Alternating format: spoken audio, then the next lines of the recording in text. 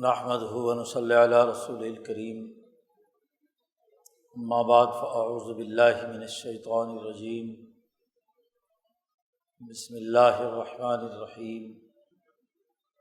قال اللہ تبارک و تعالی وکأی من قریۃ عتت عن امر ربها ورسلہ فحاسبناها حسابا شدیدا وعذبناها عذابا نکرا وذاقت وبال امرها وکان عاقبۃ امرها خسرا اعد اللہ لهم عذابا شدیدا فاتقوا اللہ یا اولی الالباب الذین آمنوا۔ وقال النبی صلی اللہ علیہ وسلم کانت بنو اسرائیل تسوسهم الانبیاء کلما ہلک نبی خلفہ نبی وانہ لا نبی بعدی سیکون خلفاء فیکثرون۔ وقال النبی صلی اللہ علیہ وسلم لا تزال طائفة من امتی قائمین علی الحق لا یضرهم من خالفهم۔ صدق اللہ مولانا العظیم وصدق رسولہ النبی الکریم۔ معزز دوستو، کتاب مقدس قرآن حکیم وہ عظیم ترین کتاب ہے جو انسانی تاریخ کے اہم ترین واقعات کے ضمن میں انسانی معاشروں کے حالات کا صحیح اور درست تجزیہ کرتا ہے اور آنے والی نسلوں کو ان تاریخی واقعات کے تناظر میں اپنی ذمہ داریوں کو سمجھنے اور اپنے اپنے معاشروں کا صحیح خطوط پر شعوری تجزیہ کرنے کی صلاحیت پیدا کرتا ہے۔ یہ ایسی بڑی نعمت ہے مسلمانوں کے لیے کہ اس سے بڑھ کر کوئی اور چیز نہیں ہو سکتی۔ خاص طور پر ایسے حالات اور واقعات میں جب انسانوں پر، معاشروں اور ممالک پر مسائل کے گراں بار انبار کے نتیجے میں مایوسی، بے شعوری، غفلت اور لایعنی بحثوں میں مبتلا ہونے کا زمانہ آ جائے، ایسا وقت آ جائے کہ لوگوں کو کچھ سمجھ نہ آ رہی ہو کہ ان حالات میں ہمیں کیا کرنا ہے۔ کتاب مقدس قرآن حکیم ایسے حالات میں شعوری طور پر تجزیہ کرنے اور حقائق کا ادراک رکھنے اور درست نتائج تک پہنچنے کا ایک واضح طریقہ کار متعین کرتا ہے۔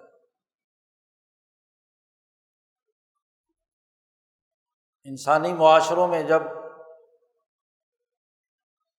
مسائل پیدا ہوتے ہیں تو دراصل اس کا سبب کیا ہے؟ کیوں وہ کسی گرفت میں آتے ہیں؟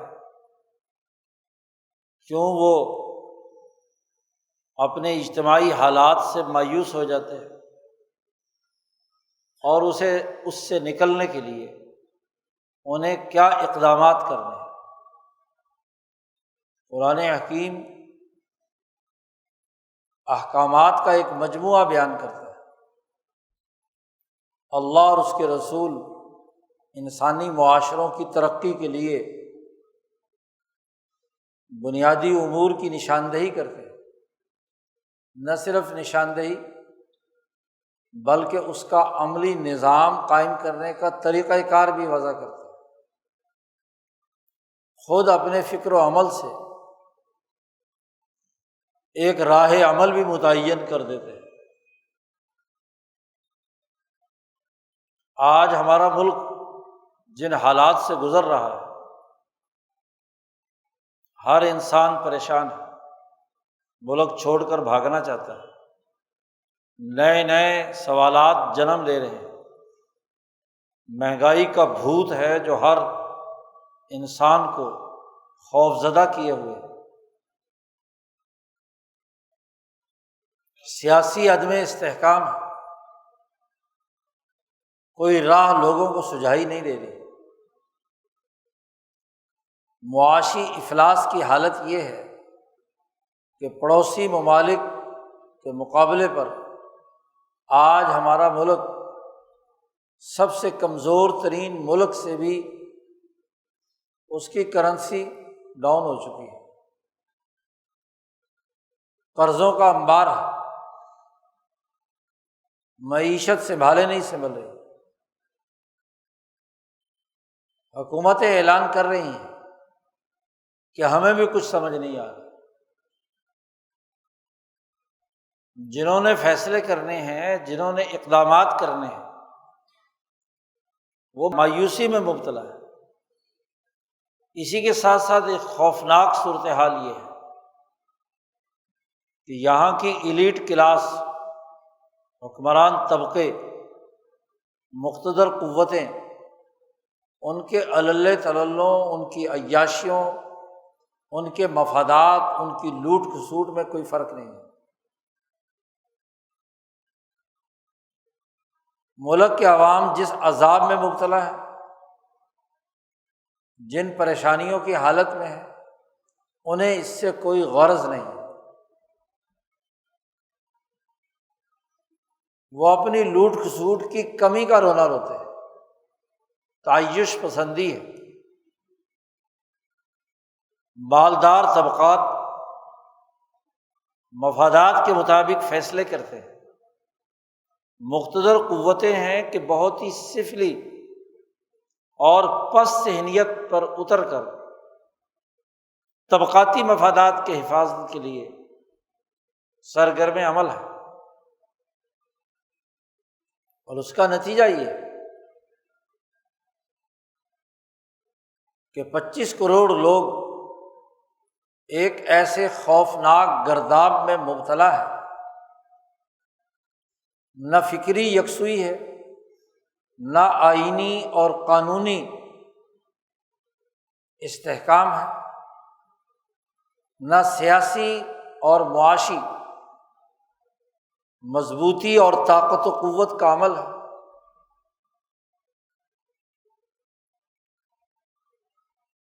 ہر طرح سے معاشرے کی بنیادی بنیاد تباہ و برباد ہو رہی ہے۔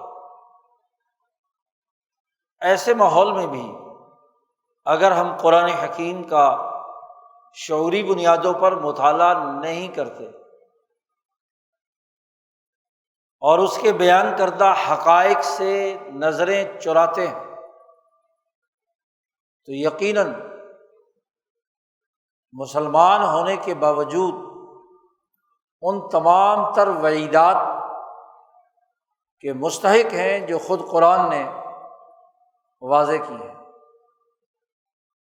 خاص طور پر کسی معاشرے کے عقل مند لوگوں کو اللہ نے یہاں مخاطب کیا ہے، فاتقوا اللہ یا اولی الالباب الذین آمنوا، جو ایمان لانے والے ہیں ان کے عقل مندوں،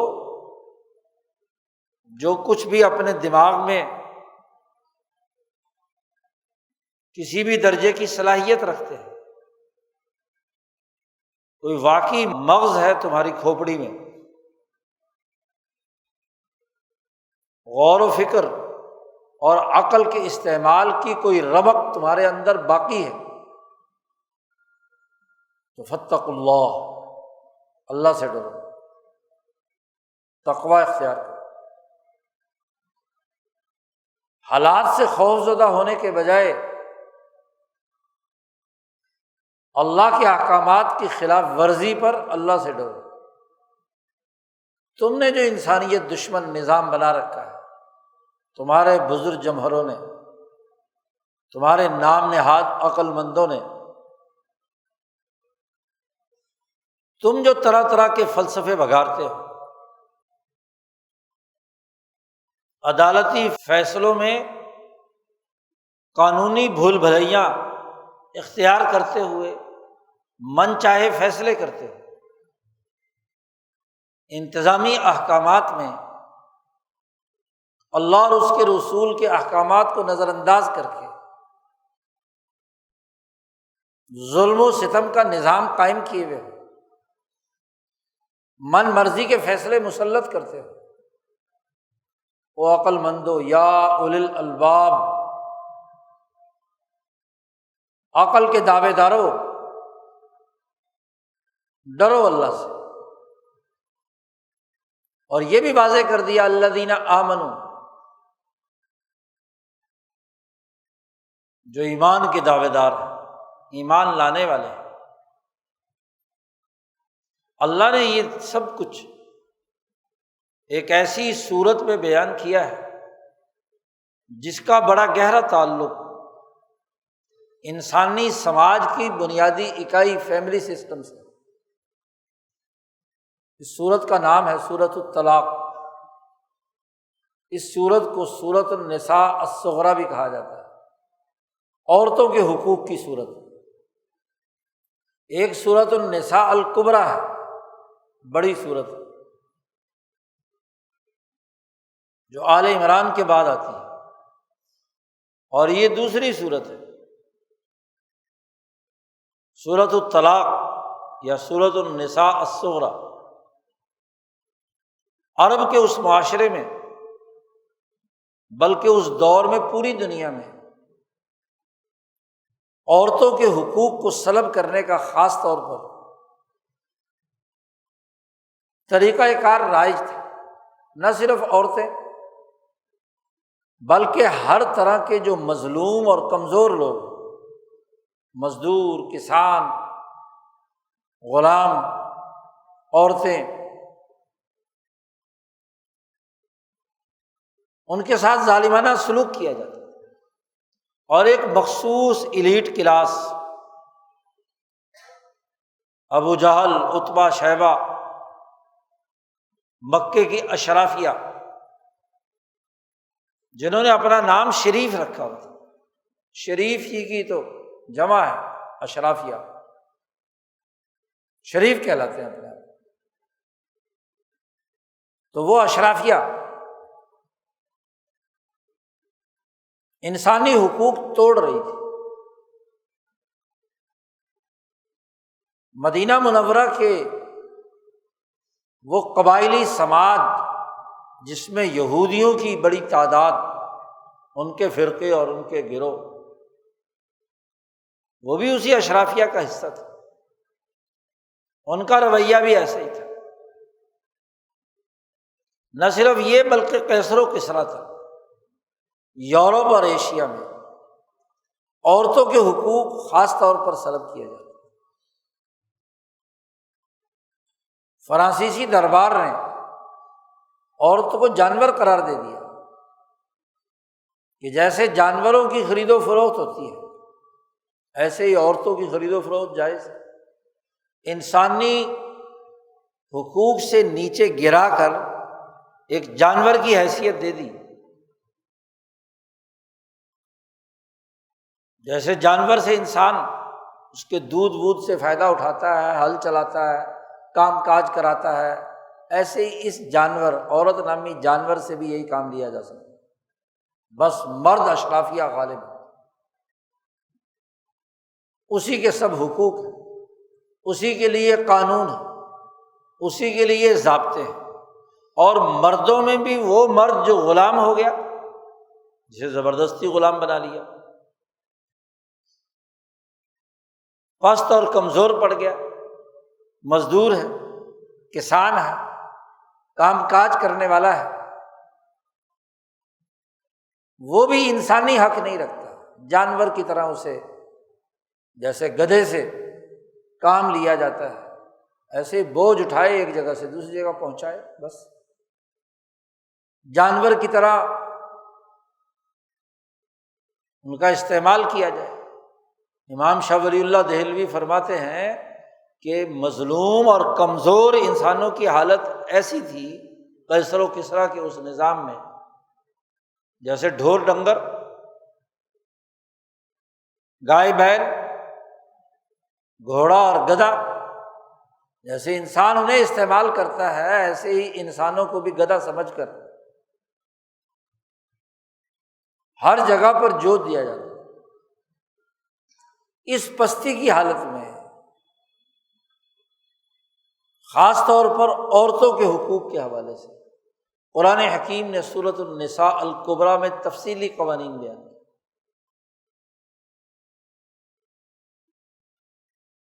کہ نفس انسانی کی ایک ہی شاخ کے دو پہلو ہیں، دو شاخیں ہیں، دو صنف ہیں، ایک شاخ ہے، دوسری شاخ۔ یہ انسان جانور نہیں ہے، تمام انسان انسانی شرف رکھتے ہیں۔ نفس واحدہ آدم سے پیدا ہوئے، حوا سے پیدا ہوئے، اس لیے انسانوں کا یہ اسٹیٹس قائم کرنا کہ وہ جانور ہیں غلط۔ ان کے سیاسی حقوق کیا ہیں، معاشی حقوق کیا ہیں، اسے قرآن حکیم نے سورۃ النساء الکبریٰ میں بیان کیا۔ خاص طور پر مالیاتی معاملات، وراثت کا قانون جاری کیا، واضح طور پر اعلان کیا کہ للرجال نصیب مما ترک الوالدان والاقربون وللنساء نصیب مما ترک الوالدان والاقربون۔ ایک ہی طرح کا حکم، مرد جیسے اپنے ماں باپ کا وارث بنتا ہے ایسے ہی عورت بھی اپنے ماں باپ کی وارث بنے، کیونکہ جب دونوں انسان ہیں تو انسانی حقوق دونوں کے یکساں ہیں، وہ بھی وارث ہے، وہ بھی وارث ہے۔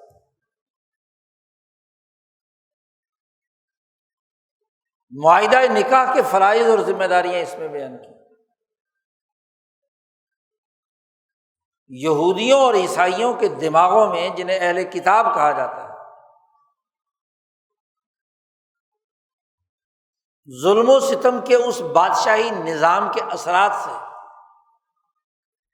جو مسخ شدہ یہودیت اور عیسائیت وجود میں آئی تھی، خاص طور پر قسطنطین اعظم جس نے عیسائیت قبول کر کے عیسائیت اور بادشاہت کا آپس میں ملاپ کیا تھا، حکومتی ڈھانچہ کھڑا کیا تھا، عدالتی اور انتظامی نظام وجود میں لایا تھا، تو حکومتی مفادات کے ساتھ ہم آہنگ کیا عیسائی مذہب کو۔ اور جب آپ دو نظاموں کے درمیان ہم آہنگی پیدا کرنے کی کوشش کریں گے تو حنیفی تحریک کے بنیادی اساسی اصول پامال ہو جائیں، بلکہ ہر سسٹم کے بنیادی اصول پامال ہو جائیں، اسی کا نام تحریف۔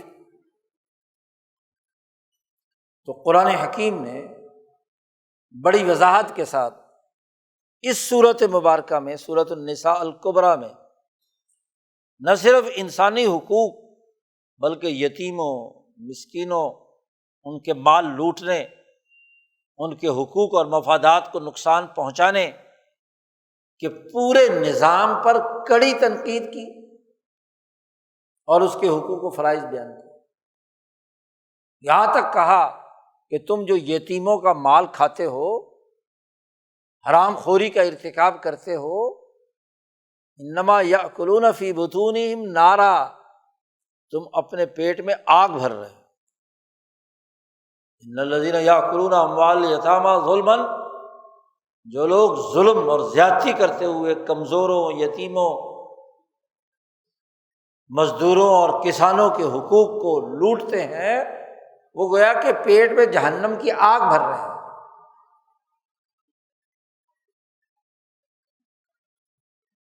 یہ جو صورت ہے جس کی آیات تلاوت کی گئی ہیں، اس میں خاص ایک اہم ترین مسئلہ جس میں عورتوں کا استحصال کیا جاتا تھا، حقوق نہیں دیے جاتے تھے، عورتوں کو تنگ کرنے کے طرح طرح کے ہیلے بنا رکھے تھے، اور وہ طلاق کا قانون تھا۔ مرد کی جب دل میں آئے طلاق دے دے یا طلاق کی دھمکی دے دے، بلا وجہ، بات بے بات، اچھا طلاق دے بھی دے تو پھر رجوع کر لے، پھر طلاق دے دے پھر رجوع کر لے، 100 دفعہ کر لے، 200 دفعہ کر لے، جتنی دفعہ مرضی کر لے، نہ اسے چھوڑنا ہے نہ بسانا ہے، نہ اس کے حقوق پورے کرنے، نہ کوئی عدت کی مدت مقرر ہے، کوئی قانون، کوئی ضابطہ، گویا کہ لا قانونیت تھی، عورت مرد کے رحم و کرم پر تھی، جب جی چاہے وہ کہتے میں نے طلاق دے دی اور اس سے قطع تعلق ہی کر لے، کتنے دن رہے، جب جی چاہے کہتے جی میں رجوع کر لیا، جب جی چاہے پھر طلاق دے دے، پھر خرچہ پانی دے یا نہ دے، اچھا طلاق دے دی، عورت بیٹھی ہوئی ہے، نہ تو کہتے ہیں عدت نہیں تمہاری پوری ہوئی، عدت لامحدود، نہ وہ ماں باپ کے گھر جا سکتی اور خرچہ پانی بھی بند، تو وہ بیچاری جائے کہاں؟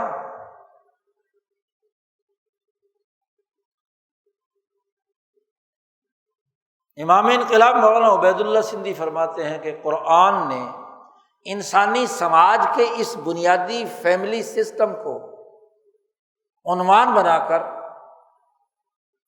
قوموں کا وہ معاہدہ جسے سوشل کانٹریکٹ کہتے ہیں، معاہدہ عمرانی، اس کے مسائل بھی بیان کیے۔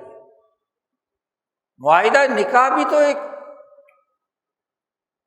مرد اور عورت کے درمیان معاہدہ ہے، ایسے ہی حکمران اور عوام کے درمیان بھی یا ملک کے سسٹم کو چلانے کے لیے بھی ایک معاہدہ عمرانی ہوتا ہے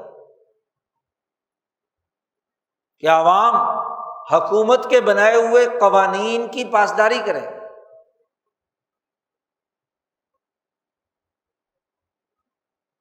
حکمرانوں نے جو قوانین بنائے ہیں، ہر شہری کو وہ قوانین پر عمل درآمد کرنا ہے، اور حکمران پابند ہے کہ وہ ان لوگوں کی جان، مال، عزت، آبرو کے تحفظ کے لیے، ان کی ترقی کے لیے، ان کو راحت پہنچانے کے لیے، ان کے مسائل حل کرنے کے لیے کردار ادا کرے۔ جو حکومت انسانی جان، مال، عزت، آبرو کا تحفظ نہیں کر سکتی، اسے حکومت کرنے کا اختیار نہیں۔ تو یہ بھی ایک قانونی، آئینی ایک معاہدہ ہے جسے معاہدہ عمرانی یا سوشل کانٹریکٹ کہا جاتا ہے۔ مولانا سندھی کہتے ہیں قرآن چونکہ وہ قبیلائی معاشرت ہے، کوئی بین الاقوامی سطح کا سوشل کانٹریکٹ اس وقت تک موجود نہیں تھا۔ یہ تو رسول اللہ صلی اللہ علیہ وسلم نے آ کر ریاست مدینہ میں میثاق مدینہ اس قبیلائی معاشرے کو سکھایا۔ کیسر و کسریٰ کے ہاں تو تھا، لیکن جزیرۃ العرب کے ان باسیوں کو، مکے کا سماج ہو یا مدینے کا سماج، یہاں کوئی باقاعدہ ایسا معاہدوں کا نظام نہیں تھا کہ جو تفصیل سے تمام حقوق کو بیان کرے۔ مکہ میں ذرا معاہدہ تھا حلف الفضول کا، بنیادی 4-5 چیزیں اس میں تھیں، تفصیلی قانون سازی کہ عدالت ایسے چلے گی، سیاسی نظم و نسق ایسا ہوگا، انتظامی امور ایسے طے کیے جائیں گے، وغیرہ وغیرہ۔ ایسا کوئی تفصیلی قانون سازی، بس روایات اور اقدار تھیں، کبھی کسی پہ عمل کر لیا، کبھی کسی پہ عمل کر لیا، اور وہ روایات اور اقدار بھی طے شدہ نہیں تھی۔ جب جی چاہا ابراہیمی تحریک کے اصولوں پر عمل کر لیا، جب جی چاہا کسریٰ کی کسی قانون سازی پر عمل کر لیا، جب جی چاہا قیصر کے قانون پر عمل کر لیا، ملغوبہ تھا۔ رسول اللہ صلی اللہ علیہ وسلم نے آ کر باقاعدہ ایک معاہدے میں باندھا اور اس کے تفصیلی قانون بیان کیے۔ تفصیلی قانون نہ ہونے ہی کی وجہ سے مکہ اور مدینہ میں عورتوں کے حقوق، طلاق اور نکاح سے متعلق امور وہ غیر طے شدہ تھے۔ عائشہ صدیقہ رضی اللہ تعالیٰ عنہ فرماتی ہیں کہ نکاح کے 4-5 طریقے تھے، اور وہ بھی ایسے ہی جن میں سے 3-4 تو سرے سے ہی زنا تھا، اس لیے وہ پابندی لگا دی۔ ایک طریقہ صحیح جو تھا اس کو رسول اللہ صلی اللہ علیہ وسلم نے برقرار رکھا۔ طلاق کا تصور تھا، لیکن طلاق کے اس تصور میں یہی حرکت تھی کہ جب جی چاہا طلاق دے دی، جب جی چاہا رجوع کر لیا، عدت پورے ہونے اور جناب دوسرے معاملات پہ رجوع کر، جتنی دفعہ مرضی رجوع کر لو، جتنی مرضی طلاق دے دو، کوئی ضابطہ بندی اور کوئی قانون نہیں تھا۔ جس معاشرے میں سوسائٹی کے بنیادی اساسی امور طے شدہ نہ ہو، کوئی قانون نافذ العمل نہ ہو، قوانین کا ایک ملغوبہ ہو، ہر ایک ظالم کے مطلب کو پورا کرنے کا قانون بھی موجود ہو، وہ معاشرہ کیسے ترقی کر سکتا؟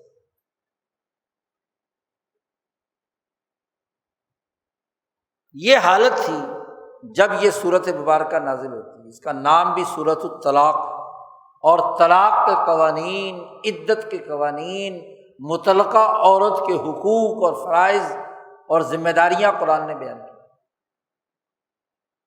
یہ اس سورت کا دوسرا رکوع شروع ہو رہا ہے۔ پہلے رکوع کے اختتام پر قرآن نے واضح کر دیا کہ یہ طلاق نافذ العمل ہوگی جی، اور عدت گزارنے کے یہ قوانین ہوں گے، مطلقہ عورت کے یہ حقوق ہوں گے، اس کے تمام تر اخراجات مرد کے ذمے ہوں گے، اور اس کے لیے بھی اصول اور ضابطہ بیان کر دیا۔ لینفق ذو سعۃ من سعتہ،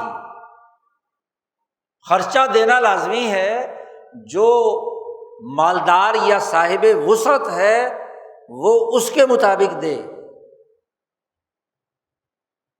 اور ومن قدر علیہ رزقہ، جس کے پاس وسائل کم ہیں، مقل ہے، تو اس کو اس کے مطابق بیوی کا خرچہ دینا ہے۔ یہ نہیں ہے کہ خرچے سے بالکل فارغ، طلاق کی عدت جتنے مہینے 3 مہینے تمہارے ہاں گزارنی ہے، نہ تو تم اس کی رہائش چھین سکتے ہو اور نہ ہی تم اس کا خرچہ روک سکتے ہو، یہ تمہیں دینا ہی دینا ہے۔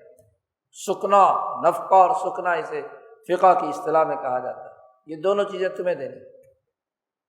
طلاق دی ہے تو طلاق کے بعد عورت کا حق ہے کہ وہ تمہیں ادا کرنا ہے، اور اپنے اپنی وسعت کے مطابق۔ تمام فقہاء نے کہا ہے کہ نہ صرف وسعت مرد کی پیش نظر ہوگی، بلکہ عورت کی اہلیت، صلاحیت اور اس کے حقوق کو بھی پیش نظر ہوگی، سوائے امام شافعی۔ امام شافعی نے کہا صرف مرد کو دیکھیں گے، اس کی جیب کتنا بوجھ برداشت کر سکتے، لیکن امام اعظم امام ابو حنیفہ اور باقی فقہا کہتے ہیں کہ نہیں، عورت کس سٹیٹس کی ہے اسے بھی دیکھا جائے،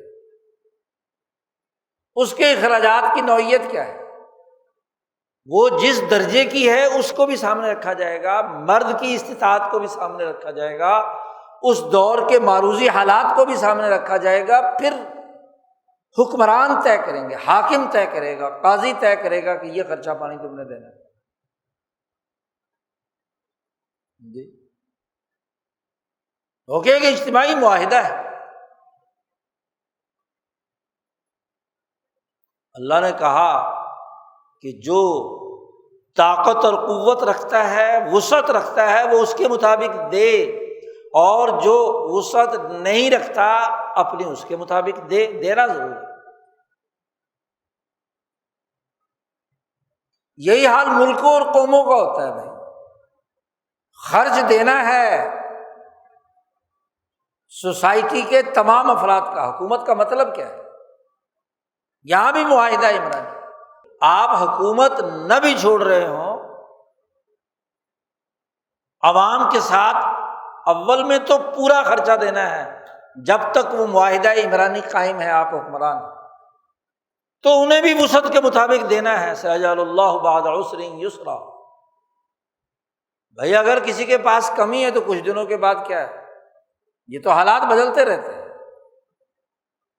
لیکن خرچہ پانی ضرور دینا، ایسا خرچہ جس سے اس کی استطاعت، اس کی صلاحیت، اس کی استعداد، اس کی ضروریات پوری ہوں۔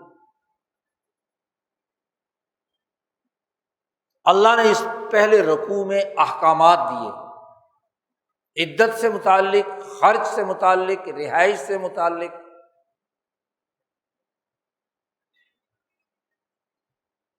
ان احکامات بیان کرنے کے بعد اللہ پاک نے اس دوسرے رکوع میں تاریخ کے تناظر میں معاشروں کا تجزیہ کرتے ہوئے یہ بات ارشاد فرمائی، وَكَأَيٍّ مِّن قَرْيَةٍ،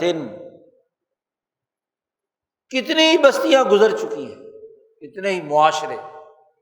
اب عورتوں کا مسئلہ پہلے بیان کیا ہے، اس کا تعلق فیملی میٹر سے، اور فوراً قرآن حکیم ملکوں کی سیاست اور ریاست، ممالک و اقوام سے متعلق ایک حکم بیان کر رہے ہیں۔ اسی سے مولانا سندھی رحمۃ اللہ علیہ نے یہ بات واضح کی ہے کہ فیملی سسٹم یعنی ارتفاق ثانی جڑا ہوا ہے ارتفاق ثالث کے ساتھ، اور قرآن ارتفاق ثانی کے تناظر میں ہی ارتفاق ثالث کے مسائل بیان کرتا ہے۔ پہلے رکوع میں جتنی بھی گفتگو ہے وہ خاندانی نظام، طلاق، عدت، خرچ، اخراجات وغیرہ وغیرہ سے متعلق، اور دوسرے رکوع میں جتنی بھی گفتگو ہے وہ قومی نظام، بستیوں اور ملکوں اور ریاستوں کے نظام سے متعلق،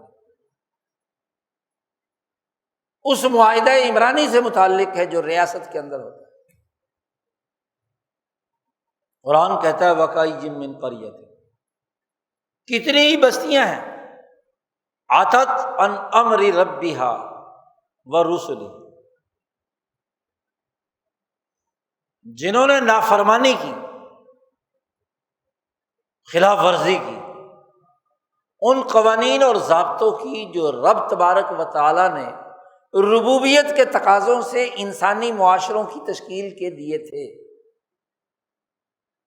امر ربیہ، امر حکم، وہ آرڈر، مالک الملک شہنشاہ مطلق نے انسانی حقوق کی ادائیگی کے متعلق جو احکامات دیے تھے، اور ان احکامات کی تفصیل قرآن نے کئی جگہ پر بیان کی ہے کہ وَقَضَىٰ رَبُّكَ أَلَّا تَعْبُدُوا إِلَّا إِيَّاهُ وَبِالْوَالِدَيْنِ إِحْسَانًا،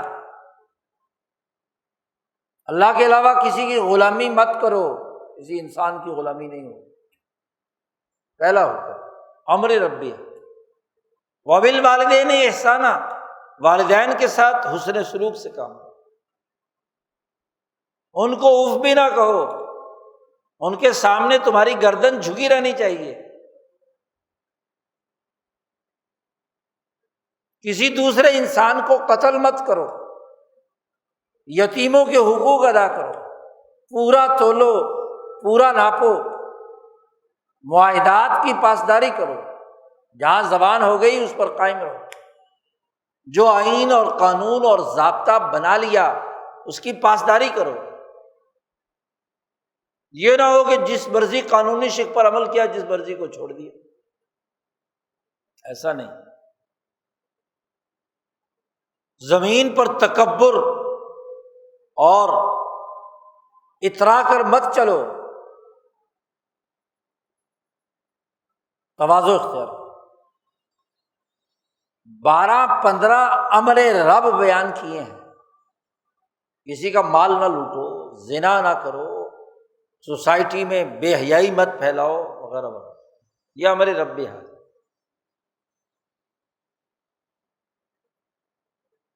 اللہ نے یہ سورۃ الانعام میں بیان کیا، سورۃ بنی اسرائیل میں بیان کیا، یہ امر رب۔ رب نے جو احکامات دیے ہیں، کتنی ہی بستیاں گزری ہیں جنہوں نے ان احکامات کی خلاف ورزی کی۔ مفسرین کہتے ہیں یہاں جو اللہ نے امر رب بیان کیا ہے وہ ہے جو طلاق، عدت، رہائش اور عورتوں کے اخراجات سے متعلق ہے، یہ امر رب ہے انسانی حقوق میں سے۔ اس امر رب کی خلاف ورزی کی انہوں نے، اور وہ رسول ہی، اور اپنے اللہ کے رسولوں نے آ کر احکامات دیے۔ یہ احکامات صحف ابراہیم میں بھی تھے، یہ احکامات تورات میں بھی تھے، یہ زبور میں بھی تھے، انجیل میں بھی تھے، اور آج کتاب مقدس قرآن حکیم میں بھی۔ تو کتنی بستیاں تاریخ میں ایسی گزری ہیں جنہوں نے اپنے رب کے احکامات کی خلاف ورزی کی اور اپنے رب کے رسولوں کی بات نہیں مانی۔ تو اللہ کہتے ہیں ہم نے 2 کام کیے ان کے ساتھ، فحاسبناها حسابا شدیدا وعذبناها عذابا نکرا، ایک دنیا میں اور ایک آخرت۔ دنیا میں ان کا ہم نے شدید محاسبہ کیا، حسابا شدیدا، کڑا محاسبہ کیا، حاسبناها حسابا شدیدا، کہ تم نے یہ قوانین کیوں توڑے، یہ معاہدات کیوں توڑے، یہ انسانی حقوق کیوں پامال کیے، کیوں ملکوں اور قوموں کو لوٹا۔ عقل مند بنے پھرتے ہو، اور اس عقل اور حکومت کے بلبوتے پر تم نے انسانی زندگی سے متعلق جو اپنے رب کے احکامات اور رسولوں کے احکامات، اس پر ہم نے محاسبہ کیا، حاسبناها حسابا شدیدا۔ اور مفسرین لکھتے ہیں کہ عذبناها عذابا نکرا، ہم نے ان بستیوں کو شدید ترین عذاب، اچانک ایسے عذاب میں مبتلا کیا کہ وہ انتہائی ان کے لیے اچنبھے کا تھا، اجنبی تھا، نکرا تھا، انسانوں کے وہم و گمان میں بھی نہیں، ایسا عذاب۔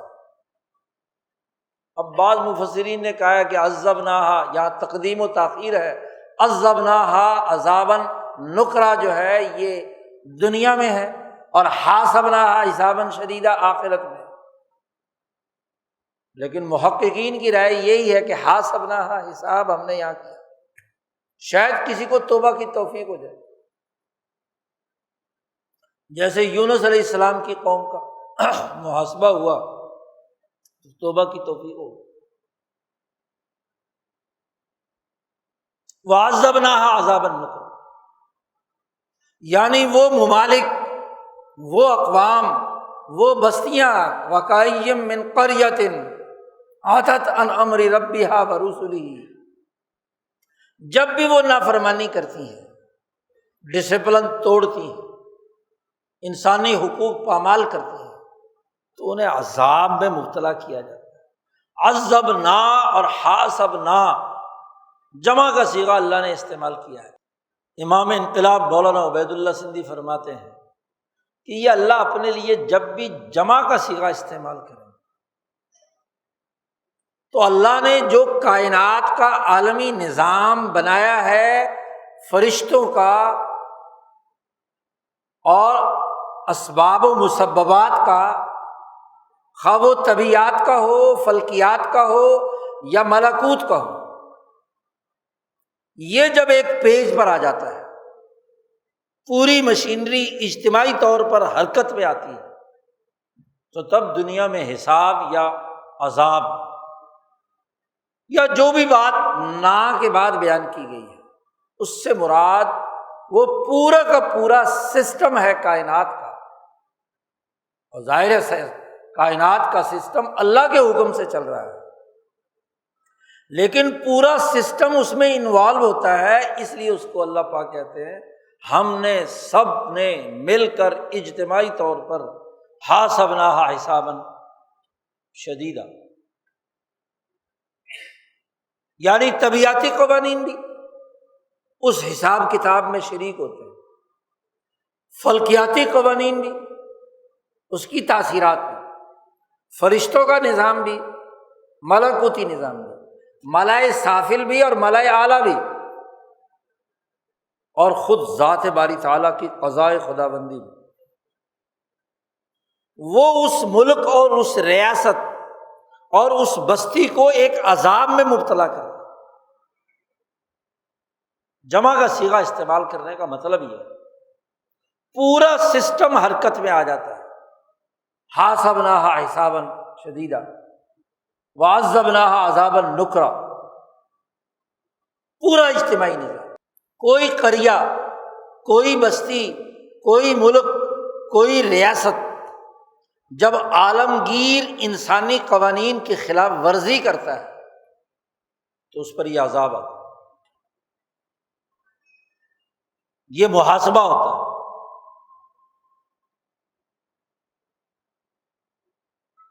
اور اللہ نے کہہ دیا فاتقوا اللہ یا اولی الالباب الذین آمنوا، ڈرو اے عقل مندو جو ایمان کے دعوے دار ہو اور عقل مند ہو،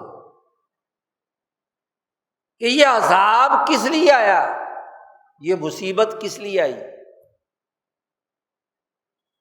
اب جب قریہ کی بات آئی اور قریہ کے لیے قرآن نے کہا عتت عن امر ربہا، اس نے اپنے رب کے احکامات کی اور اپنے رسولوں کے احکامات کی، رسولوں کے نائبین کے احکامات کی خلاف ورزی کی تو وہ عذاب میں مبتلا ہوتا ہے۔ دنیا کی تاریخ اٹھا کر دیکھ لو، 8,000 سال کی، 10,000 سال کی، ہر قوم جب عذاب میں مبتلا ہوتی ہے تو اس کے پیچھے کیا ریزن ہوتی ہے، کون سے حقائق ہوتے ہیں؟ یہی کہ جب وہ انسانی حقوق پامال کرتے ہیں، قتل انسانیت کا ارتکاب کرتے ہیں، جب لوگوں کو گھروں سے بے گھر کر کے مہاجر بناتی ہے۔ یہودیوں پر عذاب آیا تو اسی بنیاد پر ان سے معاہدہ ہوا تھا کہ لا تسفکون دماءکم ولا تخرجون انفسکم من دیارکم، پھر تم نے معاہدے کا اقرار کیا تھا، ایک سوشل کانٹیکٹ تھا، ایک معاہدہ عمرانی تھا، اقرار بھی کیا تم نے۔ تم لوگ وہی ہو نا جنہوں نے انسانوں کا قتل کیا، اپنے ہی رشتہ داروں کو، اپنے ہی انسانیت کو، اپنے ہی یہودیوں کو۔ وَتُخْرِجُونَ أَنفُسَكُم مِّن دِيَارِكُمْ، تم نے اپنے آپ ہی کو اپنے وطن سے بے وطن کیا، مہاجر بنایا، قتل انسانیت کا ارتکاب کیا، خون بہایا، لوگوں کو گرفتار کیا۔ جلا وطن کرنے کی دو صورتیں ہیں نا، ریاست سے نکال دینا یا ریاست سے نکال کر کسی جیل میں بند کر دینا۔ امام اعظم امام ابو حنیفہ نے جیل کا تصور اسی بنیاد پر کیا، باہر نکالنے میں تو وہ اور شیطان بن کر دوسرے ملکوں سے شرارتیں کرتا ہے۔ معاہدے کی خلاف ورزی، ریاستیں معاہدات کی بنیاد پر ہوتی ہیں، اور معاہدات بلا تفریق رنگ، نسل، مذہب، انسانی حقوق کی بنیاد پر وجود میں آتی ہیں۔ کالا گورا، مشرقی مغربی، یہودی عیسائی ہندو مسلمان، تمام کی بنیاد پر، بستیاں اسی بنیاد پر بستی ہیں۔ لیکن آپ دیکھیے کہ جس معاشرے نے انسانی حقوق کی پامالی کا نظام قائم کیا وہ تباہ و برباد ہوا، وہ قیصر ہو، کسریٰ ہو، ابو جہل ہو، قارون ہو، فرعون ہو، نمرود ہو، شداد ہو، حامان ہو، پوری تاریخ گواہ ہے۔ وَکَأَيٍّ مِّن قَرْيَةٍ۔ اب یہ قصہ اللہ تبارک و تعالیٰ نے اس سورۃ الطلاق میں، جس میں عورتوں کے عدت اور ان کے خرچے پانی کے مسائل زیر بحث لائے جا رہے ہیں، وہاں قرآن حکیم نے انسانی معاشرے کے تجزیے کا ایک طریقہ کار بیان کیا۔ اللہ کہتے ہیں اللہ نے تمہیں ذکر نازل کیا، تمہارے لیے یہ ذکر نازل کیا، رسول بھیجا، اور اس لیے بھیجا کہ لِيُخْرِجَكُم مِّنَ الظُّلُمَاتِ إِلَى النُّورِ، تمہیں ظلمتوں اور اندھیریوں سے نکال کر روشنی کی طرف لائے۔ لیکن جب تم نے ظلمتوں کو اپنے اوپر مسلط کر لیا، روشنی سے دور بھاگے، انسانیت دشمنی کا کردار ادا کیا، تو یہ عذاب تم پر مسلط کر دیا۔ اب اس آیت کی روشنی میں، یہ آیت کوئی ماضی کا قصہ نہیں ہے، قرآن حکیم کو قصے کہانی کی کتاب نہیں ہے کہ بحث دل پشوری کرنے کے لیے قصہ پڑھ لو گزر جاؤ، نہیں، ان واقعات اور قصص اور ان تجزیات کی روشنی میں ہر دور کے انسانوں، خاص طور پر مسلمانوں کو اپنی بستی، اپنی سوسائٹی، اپنے معاشرے کا تجزیہ کرنے کا طریقہ بتلا دیا۔ آج جو مہنگائی اور فلاں مصیبتوں کی وجہ سے ہمارا نوجوان ملک چھوڑ کر بھاگ رہا ہے، ہر انسان، بلکہ ہر سیاسی پارٹی، ہر مذہبی رہنما، بڑے بڑے مذہبی رہنما ہیں جو مدارس کے نمائندے ہیں، بجلی مہنگی ہو گئی، 25 لاکھ کا بل آیا ہے، اب کیوں چیخ رہے ہو جی؟ تجزیہ تو کرو قرآن کی روشنی میں، تم نے ایسا کون سی نافرمانی اللہ کی ہے، کون سا جرم کیا ہے جس کے نتیجے میں حاسبناہا حسابا شدیدا، طبیعتی قوانین بھی تمہارے خلاف، فلکیاتی قوانین بھی تمہارے خلاف، ملکوت بھی تمہارے خلاف، کیوں؟ کون سا جرم کیا ہے؟ ذرا اپنے جرائم کی فہرست تو بناؤ۔ تقوی اختیار کرنے یا اللہ کا ڈر کا مطلب یہ ہے کہ اللہ سے ڈر کر اپنی 75 سالہ تاریخ کا جائزہ لو کہ ان میں کون کون سی جگہ پر تم نے انسانی حقوق کو پامال کیا۔ ریاست بناتے وقت اور ریاست چلاتے وقت ریاست کی سیاست، ریاست کی معیشت، ریاست کا مذہبیت، اس پورے کا جائزہ تو لو کہ کیوں تم اس وقت عذاب میں مبتلا ہو،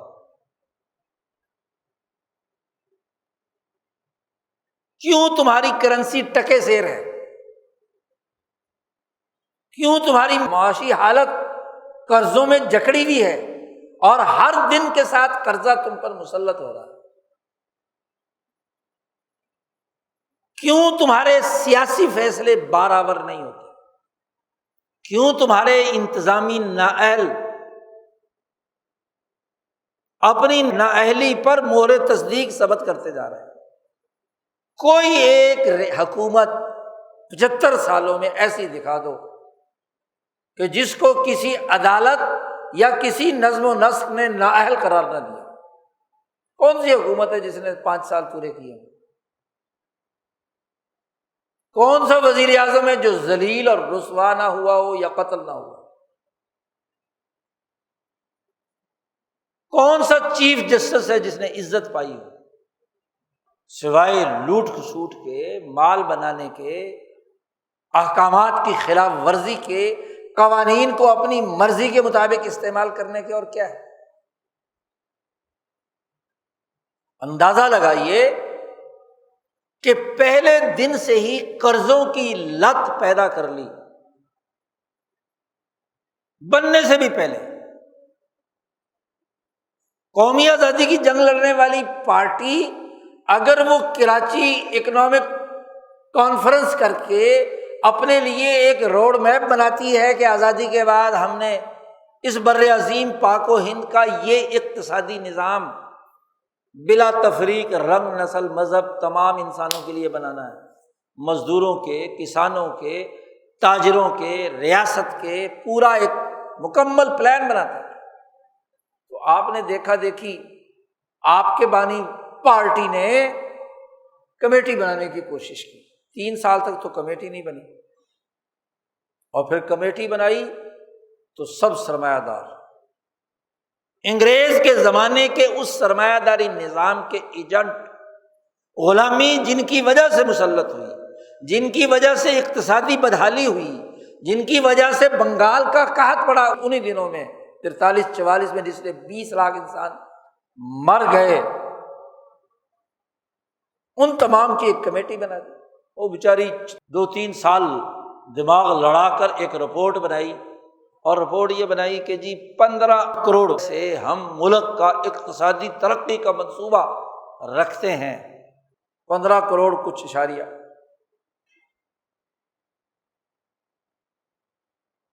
آپ نے منظور کر لی، ٹھیک ہے جی ہم پاکستان بنائیں گے تو یہ اس سے ہم ملک چلائیں گے۔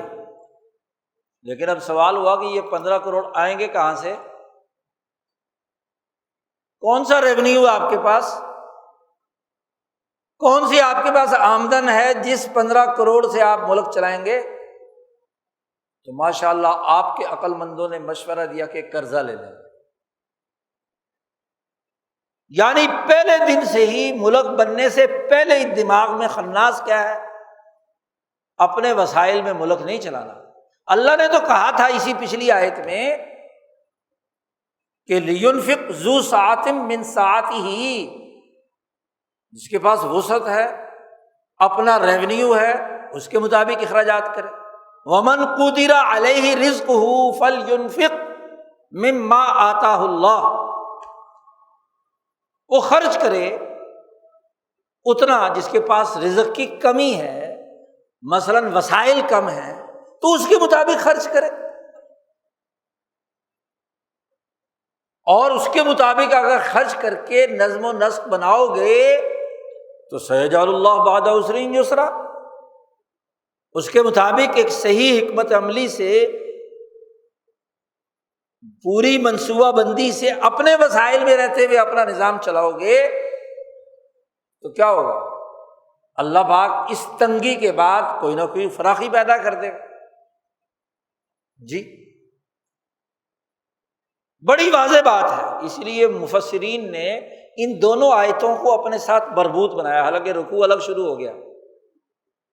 انہوں نے کہا یہ جو پیچھے کہا ہے انفاق مال کے لیے ایک قانون دیا کہ ذو سعۃ من سعتہ، اگر ایک بڑے ملک کے پاس وسعت تھی، ریونیو تھا، تو وہ اپنے اس کے مطابق خرچ کرے، اور تمہارے پاس نہیں تھا تو تم اس کے مطابق خرچ کرتے، لیکن پہلے دن سے دماغ میں ہے کہ قرضہ لیں گے،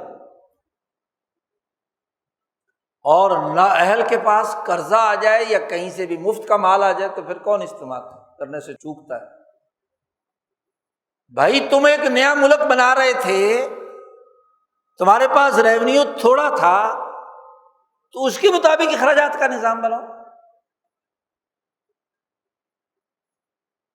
قرضہ لے لیں گے اور اس سے اقتصادی ترقی کریں گے، کامیابی حاصل کریں گے۔ اچھا جی قرضہ لے لیا، ملک بننے کے بعد فوراً ہی آپ نے قرضے کے لیے درخواست لائی کہ قرضہ ہونا چاہیے۔ جی اگست میں ملک بنا ہے، ستمبر اکتوبر میں آپ کی درخواست چلی گئی عالمی ساہوکاروں کے پاس کہ قرضہ دے دو، اور قرضہ ملتے ہی جو آرڈر دیے گئے وہ یہ کہ 4 لاکھ روپے سے ایرانی قالین وزیر اعظم ہاؤس اور بیوروکریسی کے لیے خریدے جائیں، قرضہ لے کر، اور 3.5 لاکھ کا ایک سوئمنگ پول بنایا جائے گا وزیر اعظم کے نہانے دھونے کے لیے۔ گھر میں پیسے نہیں، قرضہ جو ہے باہر سے لیا ہے، اور قرضے کی شراب پی کر اپنے وسائل کے مطابق اخراجات کرنے کے بجائے قرضے کی شراب پی رہے ہیں۔ لوگ وطن سے بے وطن ہو کر تم نے نکالا، تقتلون انفسکم، وہی یہودیوں والی عادت جی، قتل انسانیت کیا، 20 لاکھ انسان اس موقع پر قتل ہوئے دونوں ملکوں میں۔ تم نے اپنے رب کے حکم کی نافرمانی کی۔ لوگ سمجھتے ہیں نماز نہ پڑھنا نافرمانی ہے، کلمہ نہ پڑھنا نافرمانی ہے، فلانا نافرمانی، وہ تو ہے ہی ہے، اس پہ اس کا کسی کا کیا اختلاف ہے؟ جس کی وجہ سے تم پر عذاب ہے سیاسی اور معاشی، وہ تمہارے سیاسی فیصلے ہیں، تمہارے معاشی فیصلے۔ نماز پڑھنے میں کوئی تکلیف ہوتی ہے تمہیں؟ نہیں، کسی عذاب میں مبتلا نہیں۔ کوئی نماز پڑھنے سے یہاں روکتا ہے؟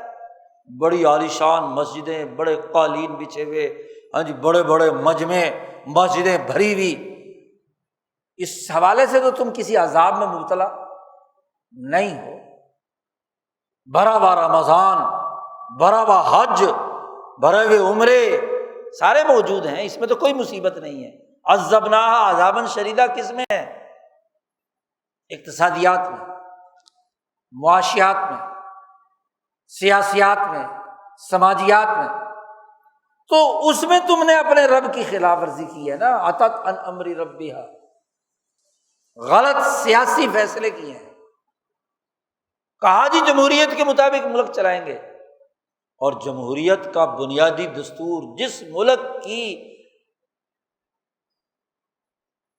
پارلیمنٹ کو سامنے رکھ کر اس پارلیمنٹ کے منظور شدہ 3 جون 1947 کے اس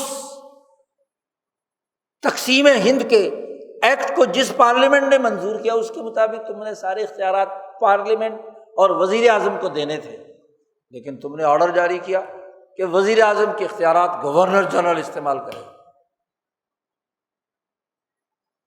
جی۔ بد انتظامی، معاہدات کی خلاف ورزی، 4 اگست کو قلات کی ریاست سے معاہدہ اور 17 اگست کو فوج داخل کر کے اس پر معاہدے خلاف ورزی کر کے ریاست پر قبضہ۔ یہ امر ربی ہا تھا۔ یہ جو سورۃ بنی اسرائیل میں اللہ نے احکامات دیے ہیں، قتل نفس سے منع کیا، زنا سے منع کیا، ناپ تول کی کمی سے منع کیا، وہیں کہا تھا معاہدات کی پاسداری کرنا، عتت عن امر ربہا ورسلہ، اللہ کے احکامات، اور جنہوں نے یہ احکامات تمہیں کھل کر سنائے تھے، نائبین رسول نے، علماء حق نے، تمہیں نافرمانی کی۔ 75 سال کی تاریخ تمہارے سامنے ہے، اور وہ جو قرضہ لینے کا تصور تھا، ہر دفعہ جب قرضہ ملتا تو جشن مناتے کہ اب ہمارا اقتصادی منصوبہ کامیاب ہو جائے گا، دودھ شہد کی نہریں بہنے لگیں گی۔ آج قرضہ ملتا ہے تو وزیر اعظم مبارکبادیں پیش ہو رہی ہیں کہ جی وزیر خزانہ قرضہ لے آئے۔ یہ نا عتت عن امر ربہا، اور کیا ہے؟ اللے تللے ہیں مخصوص طبقوں اور مافیات، بھیک مانگنے کا عمل ہے۔ پھر جن سے قرضہ لیا ہے وہ تنگ آ گئے کہ بھائی ٹیکس لگاؤ تو اشرافیہ پر لگاؤ۔ IMF کی جو خاتون ہے کہہ رہی ہے نا کہ لگانا ہے تو ان پہ لگاؤ، انہی بھوکے غریب، ان پر بجلی کے بلوں میں اور گیس میں اور پیٹرول میں انہی پر ٹیکس لگ رہا ہے، اور ان کے لیے مفت پیٹرول، مفت بجلی، مفت تمام چیزیں۔ یہ عتت عن امر ربہا ہے، یہی تو اپنے رب کی نافرمانی ہے۔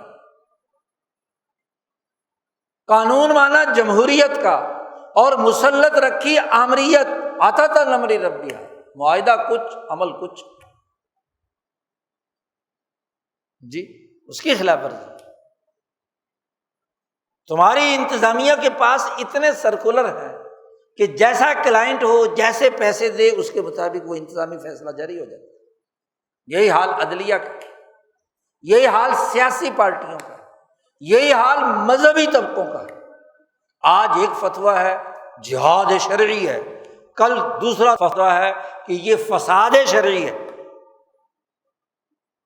ایک ہی کام ایک وقت میں جہاد ہے، دوسرے وقت میں فساد۔ یہ آتا تھا نمری ربیہا، یہ تم نے اپنے رب کے حکم کی خلاف ورزی کی، نافرمانی کی، قوانین توڑے ہیں۔ آئین کچھ کہتا ہے، ایکٹ پاس کر دیا جی کہ یہ اختیار اب فلانے کے پاس نہیں رہا، فلانے کے پاس آ گیا۔ ایک آئینی شق اور ایک بیچاری لولی لنگڑی اسمبلی کا بل، دونوں برابر ہو سکتے ہیں؟ وزارت قانون بھی حکم جاری کر رہی ہے، الیکشن کمیشن بھی آرڈر پاس کر رہا ہے۔ دنیا میں اصل بنیادی معاہدہ اصل ہوتا ہے، آئین اصل ہوتا ہے، یا کسی لولی لنگڑی اسمبلی کا ایکٹ وہ اصل ہوتا ہے۔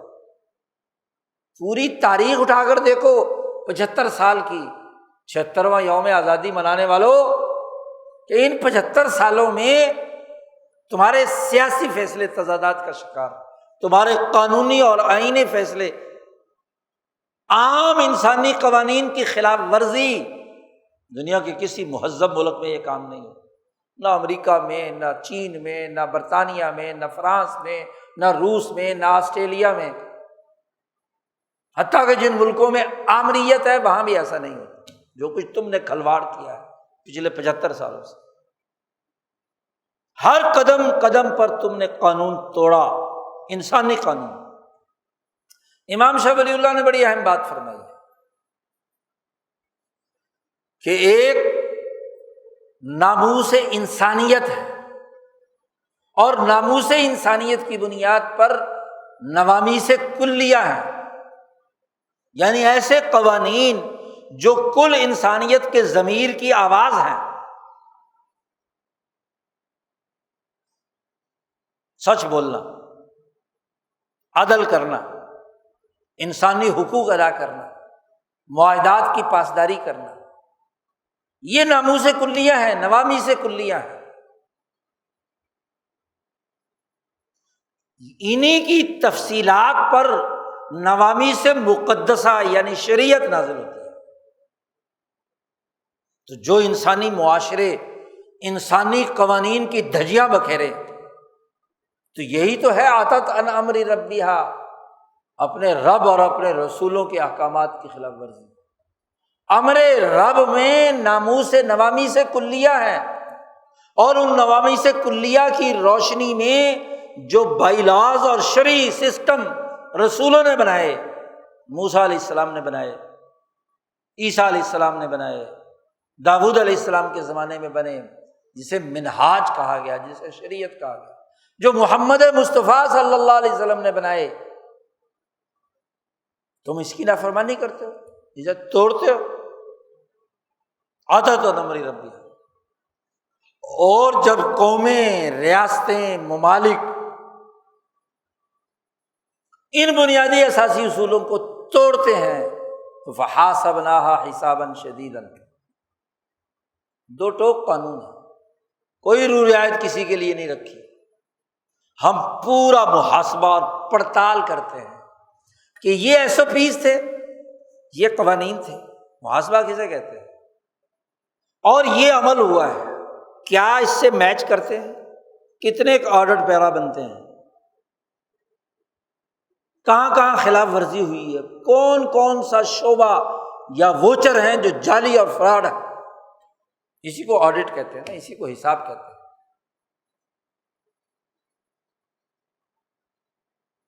اور پھر اس حساب کے اندر تفصیلی پڑتال، خاص طور پر جب مناقشہ شروع ہو جائے۔ حضور صلی اللہ علیہ وسلم نے فرمایا من نوقش عذب، جس کا مناقشہ شروع ہو گیا وہ عذاب میں ضرور مبتلا ہوگا۔ مناقشے کا مطلب ہے تفصیلی آڈٹ، تو آڈٹ ہوگا نا، یہ نظام بے یار و مددگار تو نہیں ہے۔ پوری کائنات اللہ نے فضول نہیں پیدا کی، وما خلقنا السماء والارض وما بینہما باطلا، اللہ کہتے ہیں ہم نے یہ آسمان و زمین کوئی باطل اور فضول لفظ بنائی ہے کہ کوئی حساب کتاب نہیں، کوئی کچھ نہیں، جو من مانی کرتے رہو. نہیں، آڈٹ ہو، محاسبہ ہو. حاسبناہا حساباً، حساباً شدیداً کیا ہے؟ اسی حدیث نے واضح کر دیا کہ من نوقش عذب. اور جب حساب شدید ہو، ایک ہے حساب یسیر.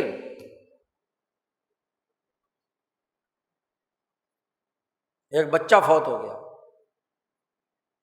حضور صلی اللہ علیہ وسلم نے آ کر عائشہ صدیقہ سے ذکر کیا کہ بچہ فوت ہو گیا فلاں انصاری صاحب. انہوں نے کہا کہ وہ تو سیدھا ہی جنت میں گیا. تو حضور صلی اللہ علیہ وسلم نے عائشہ سے پوچھا کہ تمہیں غیب کا کیسے پتہ چلا کہ وہ جنت میں گیا؟ کہنے لگی جی اس نے کوئی جرم تو کیا نہیں تھا، بالغ ہوا نہیں، بچہ تھا، بچپن میں چلا گیا. تو حضور صلی اللہ علیہ وسلم نے فرمایا کہ نہیں،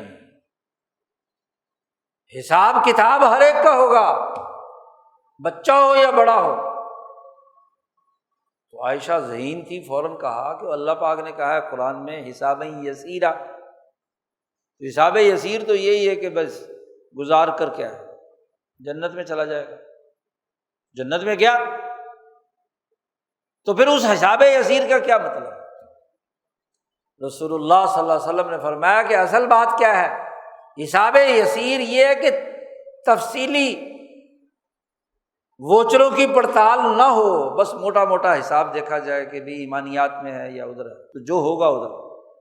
اللہ میاں کے فضل سے کیا ہے کام ہو سکتا ہے، بس موٹا موٹا بیلنس چیک کیا جائے گا بس. لیکن حساب شدید یہ ہے کہ اس حساب کا پورا تفصیلی آڈٹ ہو، اسی کو حساباً شدیدہ کہا. جب ایسا حساب ہوگا تو عذبناہا عذابا نکرا، ایسا عذاب ہم دیتے ہیں دنیا میں بھی اور آخرت میں بھی جو بالکل انجانا ہوگا، وہم و گمان میں بھی نہیں ہوگا.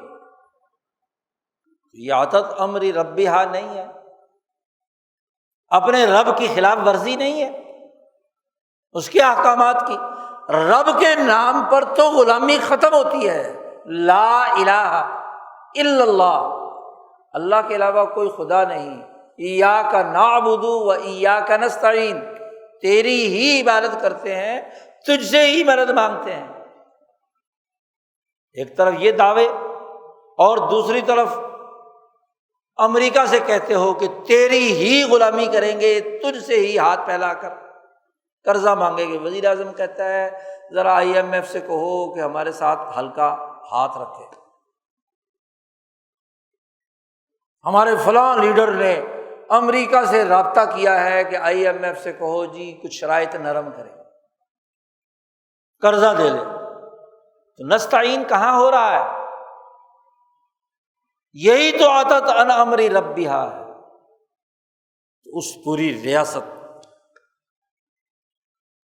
اس پورے ملک عذبناہا عذابا نکرا، یہ عذاب الہی ہے. جب تک ہم اس عذاب الہی سے توبہ نہیں کرتے، حقیقی حساب کتاب اور محاسبہ نہیں کرتے اپنا، اس وقت تک کیسے مسائل حل ہو سکتے ہیں؟ ہر گزرتا دن ایک نئے عذاب میں مبتلا ہونے کا دن ہے. نیا سورج طلوع ہوتا ہے، نیا کوئی نہ کوئی مہنگائی کا بم تم پر گر پڑتا ہے. آج کے اخبار میں تصویر چھپی ہوئی، پیٹرول پمپوں پر پیٹرول ڈلوانے والوں کی لائنیں لگی ہوئی ہیں. ازدحام ہے کہ کل پیٹرول مہنگا ہو جائے گا، آج ہی بھروا لو. اگر مہنگائی تم خوب قبول کرنے کے لیے لائن میں کھڑے ہوئے ہو جی، ایک دن کے بعد وہ تو کتنے دن چلے گا؟ موٹر سائیکل میں جتنا پیٹرول ہے یا گاڑی میں پیٹرول ہے کتنے دن چلے گا؟ اس کے بعد بھی تو وہی ڈلوانا ہے. کوئی سیاسی شعور نہیں، کوئی معاشی شعور نہیں کسی قسم کا، بس رونا ہے پیٹنا ہے. تو رونے پیٹنے سے دنیا میں نظام بدلتے ہیں؟ حاسبناہا حسابا شدیدا، حساب ہوگا کہ جس معاہدہ عمرانی، جس قانون اور جس ضابطے کے تحت تم نے حلف اٹھایا تھا اس کی خلاف ورزی کی ہے یا نہیں، اس کے مطابق کام کیا ہے یا نہیں۔ دنیا کی غیر مسلم اقوام اپنی مہنگائی کا مقابلہ کرنے کے لیے آزادی اور حریت کی بنیاد پر جدوجہد کرتی ہیں، یہاں ماشاء اللہ غلامی کی تربیت حاصل کی جاتی ہے جی، غلامانہ سوچ مسلط ہو گئی 75 سالوں سے دماغ پر۔ تو قرآن نے کہا ٹھیک ہے، ماضی کا قصہ سنا کر، تجزیہ سنا کر، تجزیہ کرنے کے نئے اصول بیان کر کے اللہ نے کہا فاتقوا اللہ یا اولی الالباب، اللہ سے ڈرو، تقویٰ یہ ہے، اس نافرمانیوں سے باز آؤ، ایسے اجتماعی نظام کا محاسبہ کرو جو امر رب اور رسول کی خلاف ورزی کر رہا ہے۔ اچھا، اللہ کے فرشتے بھی حساب کریں، فلکیاتی نظام بھی حساب کرے، طبیعیاتی قوانین بھی حساب کریں، اور مسلمان حساب نہ کریں، محاسبہ نہ کریں۔ حاسب نام میں اللہ کی خدائی فوج شامل ہے کہ نہیں؟ اور ایمان والے کہتے ہیں ہم بڑی فوج ہیں، ہم اللہ کے سپاہی ہیں، ہم جنود اللہ ہیں، نام بھی ایسے رکھے ہوئے، وہ اس محاسبے میں کیوں نہیں؟ اگر کسی ملک کا محاسبہ فرشتے بھی کر رہے ہیں، فلکیاتی نظام بھی کر رہا ہے، طبیعیاتی نظام بھی کر رہا ہے، اور تو اور IMF بھی کر رہا ہے، اور تم جو اپنے آپ کو مسلمان بھی کہتے ہو اور اولو الالباب بھی ہو، تم محاسبہ کیوں نہیں کر رہے؟ کیوں اللہ کی پارٹی میں حاسبنا کے اندر شامل نہیں ہو رہے جی؟ اور جو ظالم لٹیرے مقتدر طبقے، جن کو اللہ اور اس کا پورا نظام تو عذاب دینا چاہتا ہے، اور تم ان کے ساتھ یاریاں لگاتے ہو، تم ان کو اتارنے کے لیے اس عذاب کے اندر کیوں شامل نہیں ہو رہے؟ یہی تو عذاب ہے جی۔ بنیادی بات ایک مسلمان کا باشعور ہونا ہے، قانونی طور پر بھی، آئینی طور پر بھی، سیاسی طور پر بھی، معاشی طور پر بھی، اور ان تمام کا رب قرآن کی تعلیمات کے ساتھ، دین کی تعلیمات کے ساتھ۔ آج کا بڑا المیہ یہ ہے کہ بڑے قانونی نگات بگاڑیں گے، بڑے سیاسی بلند بالا باتیں کریں گے، معاشی اعداد و شمار سے کھیلیں گے، سرمایہ دارانہ کانسیپٹ، سوشلزم کے اصول، لیکن قرآن کے اصول پر جس پر ایمان لانے کے دعوے دار ہیں الذین آمنوا، عقل کے اصول پر جو اولو الالباب جن کو اللہ نے اپنا مخاطب بنایا ہے، اس کے اصول پر، عقل اور ایمان کی اساس پر اپنی سوسائٹی کے ان مسائل پر غور و فکر کر کے ایک رائے عمل دین حق کی کیوں اختیار نہیں کرتے؟ اور جب نہیں اختیار کرتے تو پھر نبی جو آئے تھے لیخرجکم من الظلمات الی النور، اور اس کے مقابلے میں طاغوتی قوتوں کے بارے میں کہا اللہ نے کہ وہ تمہیں یخرجکم من النور الی الظلمات، تم نے راستہ کون سا اختیار کیا؟ نور سے ظلمات کی طرف جانے کا، ظلمات سے نور کی طرف جانے کا راستہ اختیار نہیں کیا۔ آج ضرورت ہے کہ ایک مسلمان جاگے، شعور پیدا کرے، فہم پیدا کرے، محاسبہ کرنا سیکھے، اپنا بھی اپنے گرد و پیش کے پورے سسٹم کا۔ اور اللہ جس طبقے کو عذاب دینا چاہتا ہے، جن کو سزا دینا چاہتا ہے، اس سزا میں شریک ہو، جیسے صحابہ اکرام شریک ہوئے قیصر و کسریٰ کو راستے سے۔ عذبنا کے موقع پر، بدر کے موقع پر عذبنا کے اندر فرشتے بھی شریک، آسمان و زمین بھی شریک، اور صحابہ بھی شریک، رسول اللہ صلی اللہ علیہ وسلم کی قیادت۔ عذبنا، یہی ہے نا، فرشتوں نے مارا تھا ابو جہل کی گردن، دو نوجوان بچوں نے اڑا دی گردن جی۔ قیصر و کسریٰ کو شکست دی تھی تو کسی فرشتے نے اگر کسریٰ کی گردن اتاری تھی، جب وہ دریائے دجلہ کے کنارے چپتا پھر رہا تھا جھاڑیوں میں، وہ صحابی رسول ہی تھے، دور سے دیکھ لیا کہ فلاں فلاں جگہ چھپ رہا ہے، پہنچے، چھپا ہوا بیٹھا تھا، پیچھے سے ماری گردن اڑا دی، تاج اس کا اٹھایا کئی کلو وزنی کا، داڑھی میں ہار، گلے میں سونا سارا نکال لیا، لیکن اللہ دیکھ رہا ہے، ایک چیز بھی تو اپنی ذات کے لیے نہیں رکھی، سیدھی لے جا کر سپہ سالار اعظم سعد بن ابی وقاص کے پاس رکھ دیا، اور انہوں نے اسی طرح اسے عمر فاروق کے پاس بھیج دیا۔